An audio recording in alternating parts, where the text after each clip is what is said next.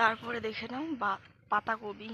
পাতাকপি আমাদের যে এখন মানে বাঁধবে। তো পাতাকপি আছে, মূলো শাক রয়েছে, একটু করে লাল শাক রয়েছে, ডাঁটি শাক, সাদা শাক, তারপর লেলিয়া বাটা রয়েছে,